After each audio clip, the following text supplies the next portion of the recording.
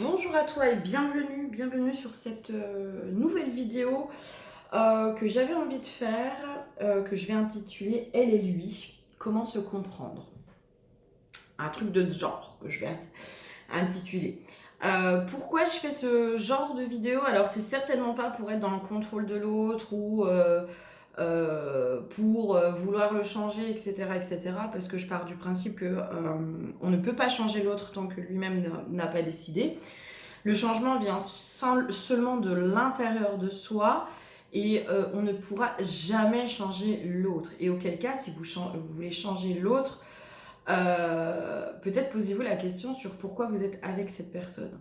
Voilà. Pourquoi vous l'aimez. Parce que si vous voulez la changer, la modifier, est-ce que c'est réellement de l'amour ou est-ce que c'est autre chose qui pourrait s'apparenter à de l'amour, mais pas forcément quelque chose de sain. Voilà. Je pars du principe aussi que dans les relations, quand on comprend l'autre dans ce qui se passe et ce qu'il vit intérieurement, alors tout le monde n'est pas en capacité de dire, hein, de nommer ce qui se passe à l'intérieur de lui, mais quand on arrive à comprendre ce qui se passe chez l'autre, ce qu'il vit intérieurement, quels sont les schémas, les comportements, les blessures, etc., etc., qui sont en train de se mettre en place, et bien en face, nous, ça permet peut-être des fois d'être un peu moins dans la résistance. Quand on comprend quelque chose, quand on est dans la compréhension, on arrive plus facilement à de l'acceptation, et pour moi, on adapte notre comportement, si c'est juste pour nous aussi, hein. Comprendre l'autre ne veut pas dire tout accepter et accepter tout et n'importe quoi. Comprendre l'autre ne veut pas dire se sacrifier. Voilà. C'est juste pouvoir se dire, ok, qu'est-ce qu'il vit lui à l'intérieur de lui, quels sont mes ressentis, est-ce que mes ressentis se confirment ou pas, et moi, qu'est-ce que ça vient me faire travailler, comment je peux adapter mon comportement, en tout cas, qu'est-ce que ça vient chercher à l'intérieur de moi, surtout. Qu'est-ce que ça vient chercher à l'intérieur de moi, et surtout, pour moi, les relations, elles sont là pour nous faire bosser, hein, elles sont là pour nous faire évoluer, et du coup, qu'est-ce que ça vient m'enseigner, qu'est-ce que son comportement euh, en face vient m'enseigner à moi, qu'est-ce que je dois en apprendre et en retirer le meilleur. Voilà, donc c'est pour ça que je pars sur ça. Moi, sur les guidances, je fais pas 1 heure de guidance tourner sur l'autre, ça n'a aucun sens, mais aucun sens. L'autre, il a sa vie, il a ses choix, il a tout ça. Vous, par contre, la seule chose que vous pouvez faire, c'est vous bosser sur vous, travailler sur vous, comprendre ce qui se joue à l'intérieur de vous et pourquoi ça vient vous déranger, pourquoi ça vient vous chatouiller, pourquoi ça vient vous travailler, etc., etc. Si vous souhaitez une guidance en individuel avec moi, vous n'hésitez pas, vous prenez rendez-vous en dessous, vous avez tout, vous avez mon adresse mail et l'adresse de mon site sur lequel vous pourrez prendre directement rendez-vous. Donc n'hésitez pas, en ce moment, en plus, profitez, il y a des promos, moins 20% jusqu'au 20 août 2023. Donc là, on est le combien? On est le 9 août. On est le 9 août 2023, donc vous avez encore 11 jours pour faire les promos, pour profiter. Vous avez moins 20% sur les guidances et les soins chamaniques. Donc profitez-en, c'est le moment. Voilà, voilà. Allez, moi je vais commencer. J'ai pris donc 2 huiles. Une huile pour toi qui regarde la vidéo, d'accord? Et une huile pour la personne qui est en face de toi. Alors, la personne qui est en face de toi, moi je suis partie du principe dans l'intention, c'est celle que tu as dans la tête, dans le cœur, que tu sois en couple ou non avec. D'accord? Mais c'est vraiment plutôt la personne avec qui soit tu es en couple, soit tu envisages, soit tu es amoureuse, etc. Je pars du principe de elle et lui. Souvent, c'est les femmes, hein, qui regardent ce genre de vidéos, donc excusez-moi, messieurs. Si jamais le elle et lui, ça peut être elle et lui, évidemment, vous transposez. Si vous êtes homosexuel, je n'ai aucun problème avec ça. Enfin, voilà, c'est vraiment vous transposez, d'accord? Si vous êtes homosexuel, vous prenez le tala pour vous, d'accord? Et le tala pour la personne qui est en face de vous. On va aller voir un peu ce qui se passe. Vous, de votre côté, c'est quoi votre état d'esprit? Moi, j'ai vraiment posé l'intention de c'est quoi votre état d'esprit? Qu'est-ce qui se passe? Et après, en face, on va aller creuser. Mais moi, c'est surtout, je veux aller voir les conseils qui sont pour vous. Parce que c'est vous qui avez besoin d'avoir des prises de conscience. L'autre, en face, s'il n'est pas prêt à avoir des prises de conscience, alors soit vous pouvez l'amener par de la communication, par le fait de dire les choses, hein, clairement. Si c'est une personne qui est en capacité d'entendre, parfois ça ne sert à rien d'aller brusquer les choses. La personne, elle peut juste se braquer et ça ne sert à strictement rien. Si la vie doit faire entendre un message, la vie se chargera de la personne, d'accord ? Alors, vous, l'huile qui a été piochée, c'est l'huile des chakras. Moi, j'ai une notion d'alignement. C'est comme s'il y avait un déséquilibre à l'intérieur de vous. Alors, moi, on montre le plexus solaire. Il me semble que le plexus solaire, c'est quoi? C'est les émotions, il me semble. Il y a un truc qui est en train de se chahuter à l'intérieur de vous. Ok, j'ai une notion aussi de manque d'ancrage. Comme si en ce moment, vous étiez beaucoup dans les pensées en boucle. Je sens une espèce de limite de stress, d'angoisse, de trucs comme ça. Quand je parlais d'histoire de contrôle, peut-être, ça ne me surprendrait qu'à moitié, que vous êtes sur de la stratégie sur comment je peux influencer l'autre, en gros pour qu'il se réveille, pour lui faire comprendre telle ou telle chose. Il y a des stratégies plus ou moins conscientes ou inconscientes de manipulation. Alors la manipulation, c'est pas, on diabolise la manipulation, c'est pas toujours quelque chose de mal, d'accord ? Ça dépend dans quel intérêt c'est fait et dans quel sens c'est fait. Là, moi, je sens plutôt une stratégie un peu de manipulation qui est comme si vous essayiez de comprendre l'autre, en fait, pour savoir comment vous pouvez l'amener peut-être à vous aimer plus ou être plus accroché. Il y a un truc, pour moi, qui est un peu en flottement dans là, ce que vous vivez dans cette histoire. Ouais. Là, j'ai osé partager vos préoccupations. En effet, peut-être que vous êtes en déséquilibre. On va aller voir l'autre en face, parce que c'est peut-être aussi lui qui crée ce déséquilibre. Hein, et peut-être que c'est ça qui fait qu'on a besoin de comprendre ce qui se passe en face. Moi, je sens que sur le côté émotionnel, on est un peu chahuté. On est un peu... on sait pas trop sur quel pied danser, j'entends. On sait pas trop sur quel pied danser. Et du coup, peut-être que les vieilles stratégies, c'était un peu de la manipulation pour pouvoir être rassuré, pour pouvoir être sûr que l'autre vous aime, pour pouvoir être dans ces trucs comme ça. C'est très con, mais faire exprès de rendre quelqu'un jaloux, c'est une forme de manipulation. Hein. C'est juste parce que vous avez besoin d'être rassuré et que pour vous, la jalousie, par exemple, elle peut être synonyme de la personne tient à vous. D'accord ? Alors que pas forcément, il y a des fois des gens ils sont jaloux, c'est maladif et ça veut rien dire. Ça veut rien dire. Parfois, oui. La jalousie, elle est là parce que l'autre, il tient à vous. Mais voilà, c'est un petit exemple comme ça de... Peut-être que vous mettez des stratégies en place de façon possiblement très inconsciente. Hein, pour pouvoir vous rassurer. Parce qu'en fait, il y a un truc de je n'arrive pas à cerner ce qui se passe en face, je n'arrive pas à comprendre. Et moi, j'ai besoin d'être rassurée parce que émotionnellement, je suis hyper insécurisée là.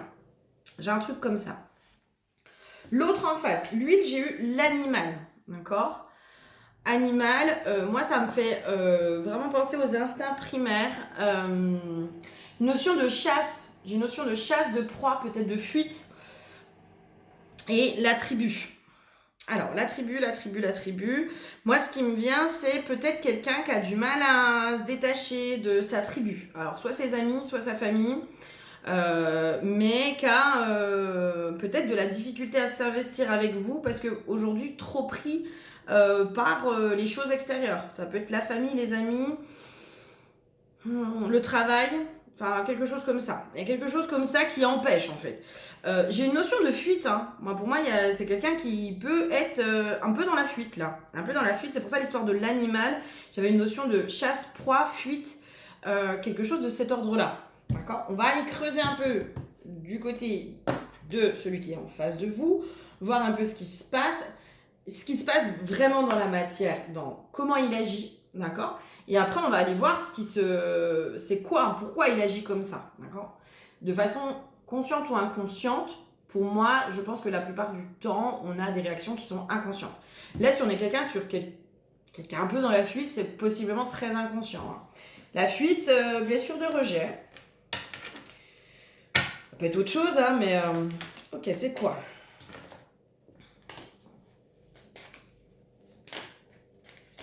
Il se passe quoi avec la personne qui est en face, dans le comportement, dans vraiment ce qui se passe. Je ne serais pas surprise que vous vous posiez des questions sur sa fidélité. Je n'en serais qu'à moitié surprise. Et possiblement, c'est possible que ce soit quelqu'un qui a une tendance à être infidèle. Ou qui ait vécu de l'infidélité, ou qui ait peur de l'infidélité. Peur de l'infidélité, ça me parle aussi. Hein. Peur de s'accrocher et que vous soyez infidèle. Ça c'est aussi possible. Possible que ce soit quelqu'un aussi qui s'enferme dans le travail, qui s'enferme énormément dans le travail. J'ai quoi d'autre?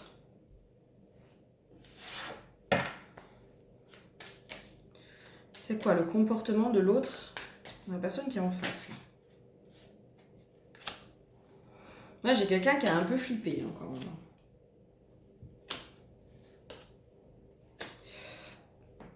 Moi, j'ai quelqu'un qui flippe. Je serais qu'à moitié étonnée que qu'il soit dans l'auto-saboteur en face. J'ai quelqu'un qui a peur d'être heureux, hein. Qui a peur qui a peur d'être heureux. C'est pas il a peur d'être heureux, c'est j'ai peur d'être heureux et que ça s'arrête en fait. Je serais pas surprise hein, que ce soit quelqu'un qui ait vécu l'infidélité. Peut-être qu'il y a quelque chose qui n'est pas réglé autour de l'infidélité chez lui. Ça me surprendrait qu'à moitié que ce soit pas réglé chez lui. Et que du coup, ça génère des comportements inconscients. C'est-à-dire, je sens que je m'attache, je sens que je tombe amoureux, je sens machin, mais j'ai déjà été trompée, trahie, etc. Du coup, en mécanisme de protection, j'utilise la fuite pour m'auto-saboter et pour ne pas être dans la réussite de ce couple, etc. Mais c'est vraiment la peur de l'infidélité. Alors, soit lui, de sa propre infidélité à lui, soit d'être trompé. Quelqu'un qui a peur aussi, je pense, de tout ce qui peut être un peu passionnel. J'ai une notion de tout ce qui est passionnel brûle les ailes. D'accord? C'est quelqu'un qui a besoin de garder la tête froide. Je sais pas pourquoi j'ai une carte là. Ouais, c'est ça. Besoin de garder la tête froide. Et pour moi, il s'auto-sabote parce qu'il y a une peur du bonheur. C'est pas la peur du bonheur, hein, c'est vraiment la peur de souffrir. C'est la peur d'être heureux et que tout s'arrête. Et du coup, ça met dans des comportements très archaïques, très archaïques, très inconscients. Je me protège en fait. Je me protège inconsciemment, je me protège. Parce que ça me fout la trouille. Ça me fout la trouille. Il y a un truc qui se passe, et c'est sûr qu'en face, ça peut être hyper perturbant parce que peut-être que toi, tu ressens tout ce qui se passe et tu ressens peut-être cette notion de fuite, de prise de distance, de machin, de trucs. Sauf qu'en face, il n'est pas forcément bien comme il faut, quoi. Enfin, il n'est pas au top, quoi. Il a du mal à se rassurer, d'accord? Qu'est-ce qu'il y aurait d'autre?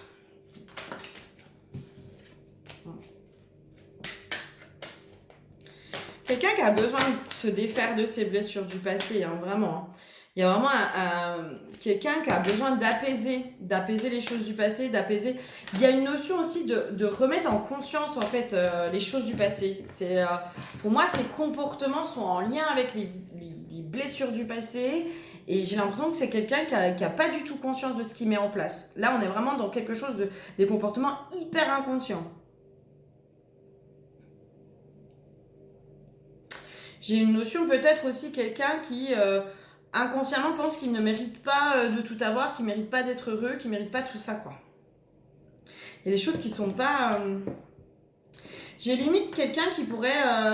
J'ai une notion. Quelqu'un qui aurait été trompé et qui depuis pourrait être dans l'autoflagellation. Si j'ai été trompé, c'est de ma faute, c'est parce que j'ai pas fait ce qu'il fallait. Une notion comme ça. Si j'ai été trompée, c'est vraiment parce que j'ai pas fait ce qu'il fallait et du coup, je suis pas une bonne personne et du coup, je ne peux pas correspondre. Enfin, je peux pas correspondre à si j'ai là à cet endroit, j'ai pas pu faire ce qu'il fallait pour ne pas être trompée. C'est que en gros, je suis pas une bonne personne et je peux pas apporter à l'autre ce dont il a besoin. Il y a un truc de ce genre. Alors qu'en fait, pas du tout. Enfin, l'infidélité, il y en a chez qui c'est une maladie et l'infidélité peut arriver sur divers points, mais tout le monde a sa part de responsabilité. Hein, il n'y a pas de. Qu'est-ce qu'il y a d'autre pour lui? Okay. Notion quand même. Moi, je pense qu'en face, il y a quelqu'un qui est quand même hyper chahuté. Hein, j'ai une notion qui a peur de te perdre, qui a conscience, hein, qui a conscience que s'il déconne comme ça, il va te perdre. Ça, pour moi, il y a quelque chose qui est en train de se tramer. Soit c'est en train de se tramer, soit ça va se tramer prochainement. Il y a des prises de conscience qui vont commencer à être faites. Alors, soit parce que toi, peut-être en fonction des conseils, tu vas pouvoir aborder les choses différemment. C'est tout à fait possible. Soit parce que toi aussi, tu peux aller le chatouiller, le chercher, le machin, un peu l'asticoter ou être dans la communication ou des trucs comme ça. Et du coup, venir le chercher sur certaines choses. Mais pour moi, il y a une espèce de renaissance qui est en train d'arriver chez cette personne. Il y a des prises de conscience qui arrivent là. Il y a des prises de conscience qui sont en train de se faire et il y a des prises de conscience qui arrivent. Qu'est-ce qu'il y a d'autre?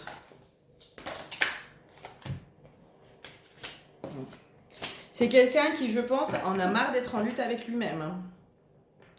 Là, c'est comme s'il y avait une prise de conscience où il sentait qu'il était en lutte avec lui-même et que du coup, la seule personne, pas la seule, mais en tout cas la première personne à qui il fait du mal, c'est à lui.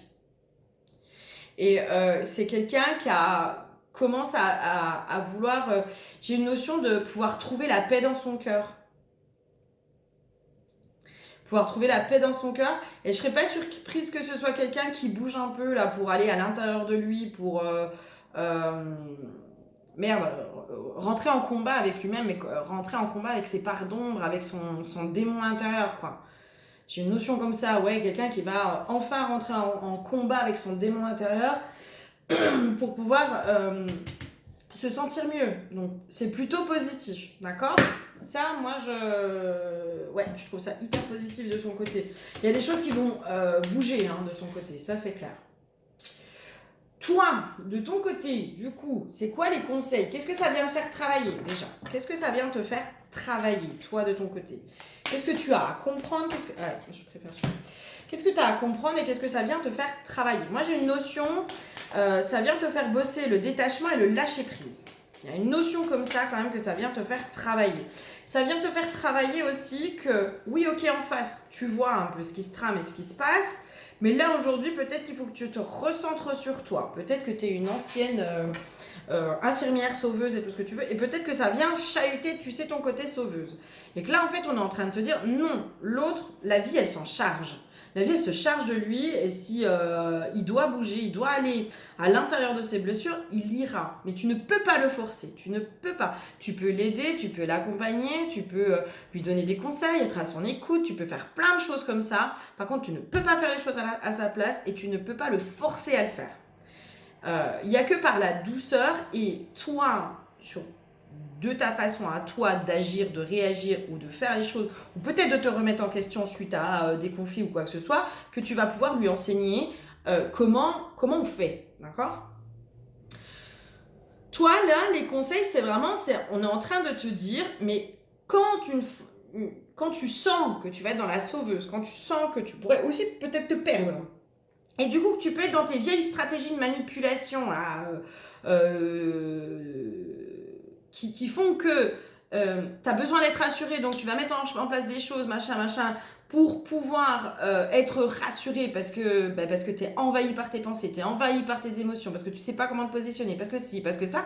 Là, on est en train de te dire, mais reviens à l'intérieur de toi, refais de toi ta propre priorité. Tu te remets toi en priorité, tu te remets sur ce qui est important pour toi, tu te remets dans tes besoins, dans ce qui est important pour toi et ce qui est précieux pour toi, et tu te refocalises dessus.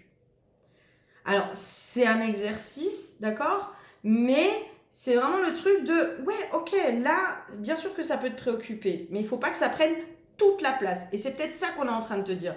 Bien sûr, si tu aimes la personne, ou que tu y tiens, ou que tu commences à avoir des sentiments, ou voilà, en tout cas, s'il y a cette personne qui est dans ton cœur, c'est évident qu'on se préoccupe pour les gens qu'on aime. C'est évident.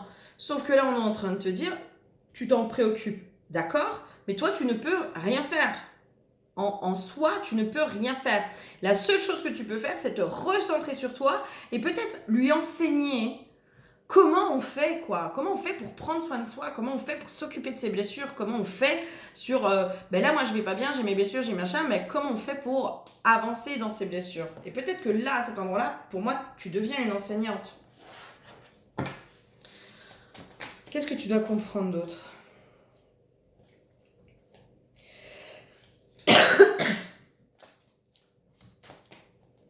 Qu'est-ce que tu dois comprendre d'autre dans cette situation? C'est quoi l'enseignement? C'est quoi le... Une notion de... Il n'existe pas de fatalité.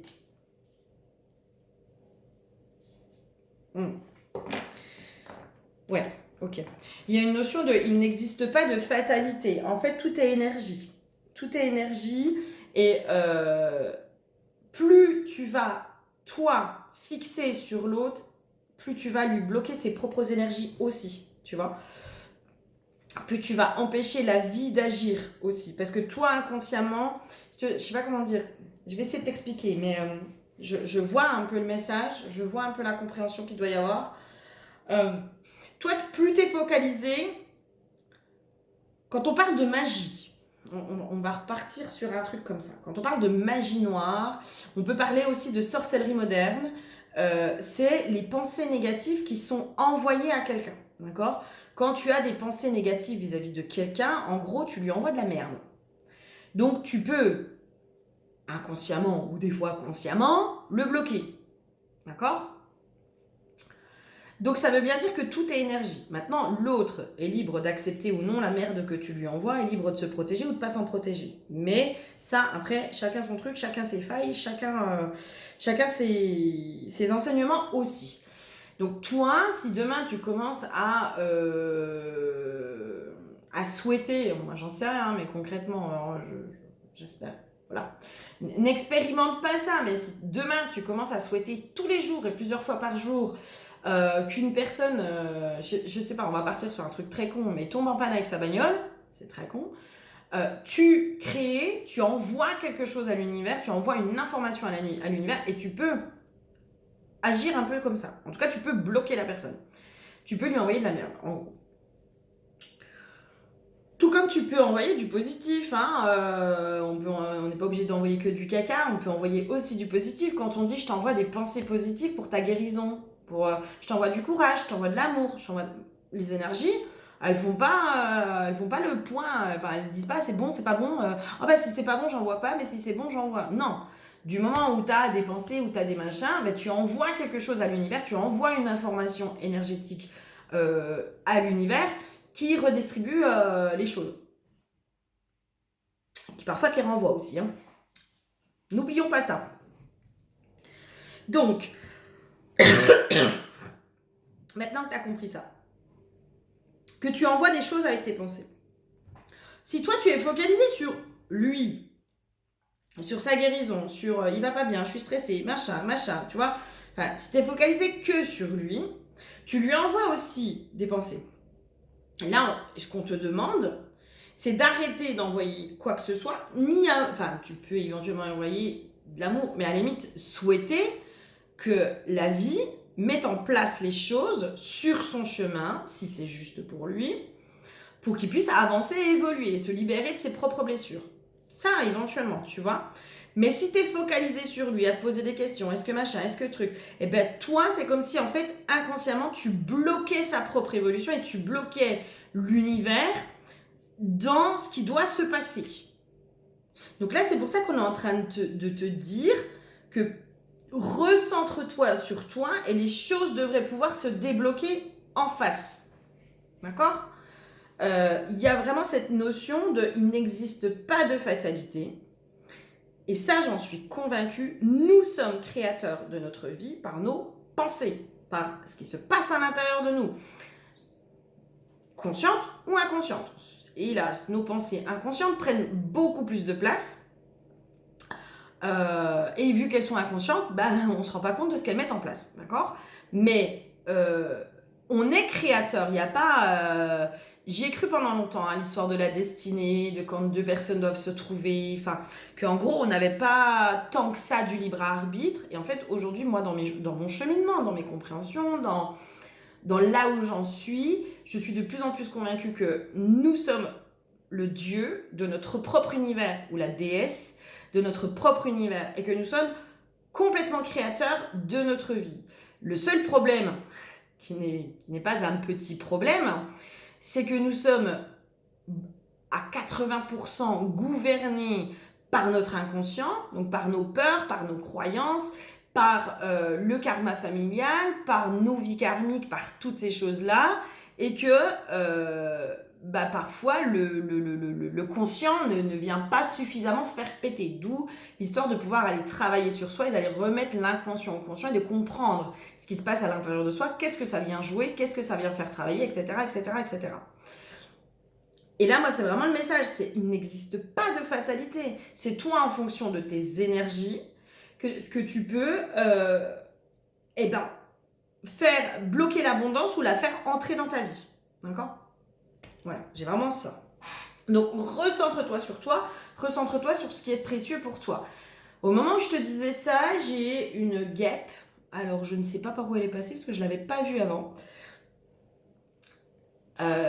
J'ai une guêpe qui vient d'arriver sur ma fenêtre. Je t'invite à aller voir la symbolique de la guêpe. Peut-être qu'il y a un message derrière aussi pour toi. Donc les conseils là aujourd'hui, c'est vraiment recentre-toi sur toi. C'est l'enseignement, c'est ça en fait. C'est aussi, tu ne peux pas contrôler ce qu'il y a à l'extérieur. Et quand tu es chahuté émotionnellement à cause de ton extérieur, remets-toi à l'intérieur de toi, écoute tes besoins, écoute ce qui est important pour toi. Et ne fais pas de l'autre tout ton univers, mais juste une partie de ton univers. Tu vois, c'est ton univers, il doit être composé de un peu d'amis, un peu de famille, un peu de chéris, un peu de travail, un peu de loisirs, un peu de machin, un peu de trucs, un peu de passion, un peu de machin. Tu vois, c'est ça en fait ton univers. Ton univers, c'est une multitude de choses qui s'assemblent et qui font que tu es en équilibre à l'intérieur. Enfin, que tu es en équilibre. Peut-être que là, aujourd'hui, tu es déséquilibré parce que trop focalisé sur ta relation, trop focalisé sur l'autre qui est en face de toi, et à juste titre, à juste titre, si c'est quelqu'un qui prend de la distance, que tu sens dans la fuite, etc., etc., à juste titre, il y a de quoi être perturbé. Mais là, le truc, c'est ne te focalise pas sur lui. L'autre, de toute façon, s'il doit partir, il partira, et s'il doit revenir, il reviendra, clairement. Par contre, plus tu vas être focalisé sur toi, plus tu vas être recentré sur toi, et plus tu vas te faire passer toi en priorité, moins l'autre aura d'importance. Est-ce qu'il y a autre chose comme conseil pour toi? Non, il y a trop de cartes. Carte de la mort, la carte de la mort, c'est vraiment peut-être faire mourir une croyance. J'ai une notion comme ça. Faire mourir certaines croyances dans cette... faire mourir certaines croyances. Ça me parle bien. Est-ce qu'il y a autre chose? Il va falloir que je sorte la petite guêpe de ma maison, parce que bon, voilà. Alors, qu'est-ce qu'il y a d'autre comme conseil pour toi? C'est quoi les croyances, éventuellement? Tiens, j'aimerais bien voir les croyances. C'est quoi? Quelle serait une des croyances qu'il faudrait que tu meurs? Tu fasses mourir? Une notion avec l'infidélité encore, la tentation. Peut-être que tu as l'impression que l'autre en face pourrait... pourrait être infidèle. Peut-être que tu as cette... je sais pas. Si l'autre en face prendre de la distance, c'est qu'il y en a une autre qui est là, etc. Il y a un truc autour de l'infidélité pour moi, ou de la tentation, ou de machin. Il y a une croyance à faire péter autour de ça. D'ailleurs, pour moi, l'infidélité, il y a un truc des deux côtés peut-être à régler et que vous êtes en train de vous faire travailler mutuellement. Hein. Je serais qu'à moitié surprise de ça. Mais il y a un truc à les faire péter autour de ça. L'histoire...